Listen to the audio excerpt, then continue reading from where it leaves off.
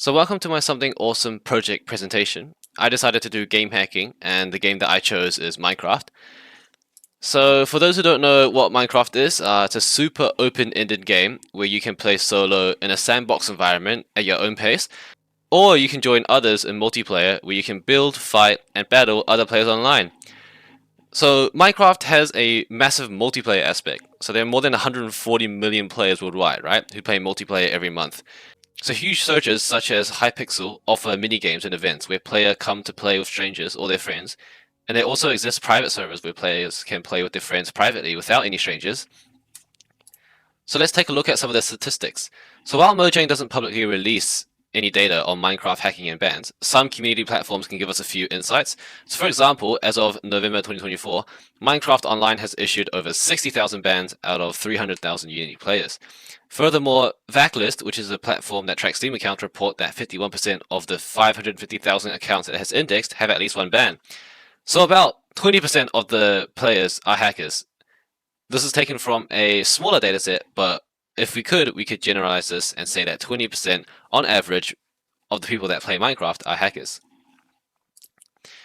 So what are the vulnerabilities that make Minecraft easy to hack? Well, Minecraft's vulnerabilities stem from the fact that it is client-server based, which means that the servers would trust the client to send the correct stuff without much validation. Therefore, players can modify how the client interacts with the server, and they can bypass the gameplay limits like the attack speed and the movement speed. And hacks such as Kill Aura exploit this by sending rapid automated attack commands that the server processes. So let's take a look at a demo.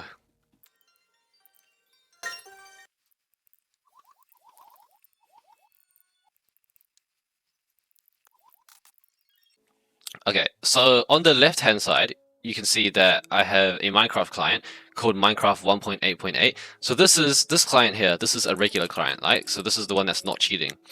On the right hand side, the client 1.8.8 B1 by Youngster Boy, that is the hack client, right?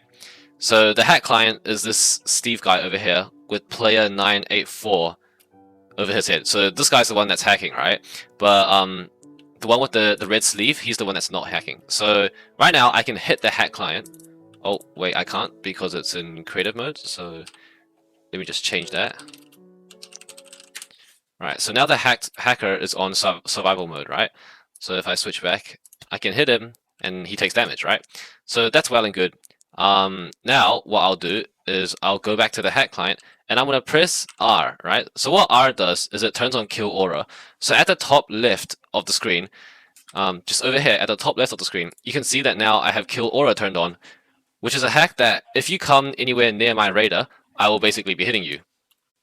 So what I'm going to do is I'm going to walk forward towards Youngster Boy, and you can see that he gets knocked back automatically without me actually touching him. So my mouse isn't positioned, my crosshair isn't positioned on him, but if I walk forward and only hold like W, he's still getting hit, right? So if I go back to my normal client here, what I'm going to do is I'm going to try and hit the hack client. I'm going to try and land a single blow, right? And you can see that it's almost impossible, right? Even if I do like a running jump, it's impossible to hit that hack client because I'm just getting hit non-stop. So I'm going to try until I die here. Okay, so you see that it's pretty much impossible to hit the hack client. So let me now, so that was Kill Aura. Let me now show you guys how Fastbow works. Okay, so what I'm going to do is I'm going to go back to creative mode and I need to give myself a lot of arrows to demonstrate. So what Fastbow does is it basically instantly draws your bow and arrow, so you don't actually have to waste any time drawing your bow and arrow, and it gives you instant strength. So like the strength of the arrow is basically the max when you first draw it.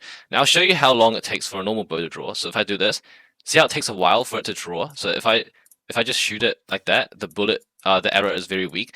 But if I take a long time to draw it, the bullet now goes further, right? What happens if I turn on oh, let me turn off the rain.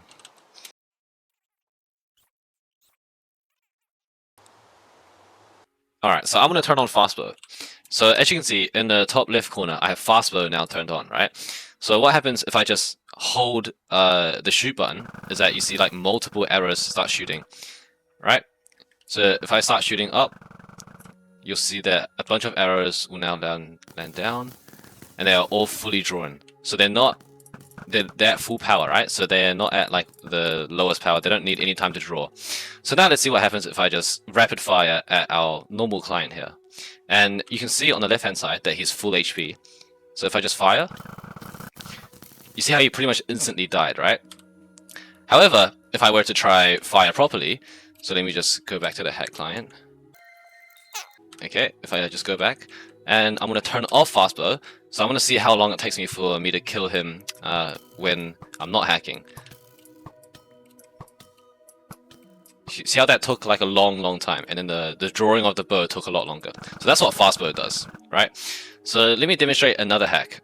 So I no longer need my normal client, so I'll just log out of that, and I'll just show you the hacked client.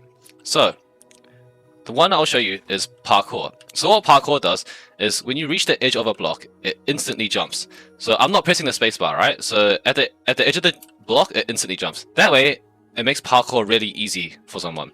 So suppose I wanted to jump, I'll give myself some blocks to jump on. Suppose I wanted to jump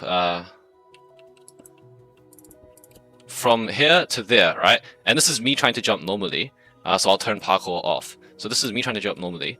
That was pretty hard, right? But if I turn parkour on, all I have to do is just sprint, and then the game will jump for me. And you see, I made that jump really easily, right? So let me give it another example.